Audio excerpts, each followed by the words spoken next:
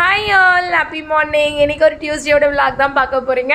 ஒரு 10 டேஸ்க்கு அப்புறமா ஒரு ஃபுல் மீல்ஸ், தட் இஸ் நல்ல சாப்பாடு இன்றைக்கி தான் சாப்பிட்டேன்னு சொல்லுவோம். ஆக்சுவலாக எனக்கு நான் சமைக்கிறது ரொம்ப பிடிக்கும். பட் சபரிமலைக்கு போயிட்டு திரும்பி வர வரைக்குமே நான் ஒழுங்காகவே சமைக்கல. ஒரு வேளை ஏதோ ஒரு தாளித்த சாப்பாடு அப்படி இப்படி தான் பண்ணேன்.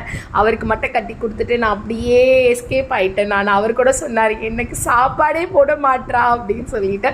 பட் இன்றைக்கி தான் ஒரு சூப்பரான ஒரு மஷ்ரூம் பிரியாணி. எப்பவுமே மட்டன் பிரியாணி வந்து ஜூஸியாக இருக்கும்னு சொல்லுவாங்க, ஆனால் இன்றைக்கி என்னுடைய மஷ்ரூம் பிரியாணியே ஜூஸியாக இருந்தது. அவ்வளோ டேஸ்ட்டாக இருந்தது.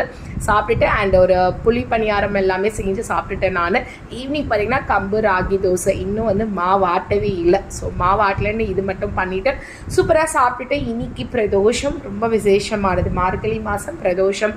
ஆனால் நான் கோயிலுக்கு போகும்போது 9 o'clock கரெக்டாக இன்னொரு 2 நிமிஷத்துக்கு அப்புறமா கோயிலுக்கு போயிருந்தா சிவனை பார்த்துருக்க முடியாது. காட் கிரேஸ் சிவனை பார்த்தேன். நான் ஒரு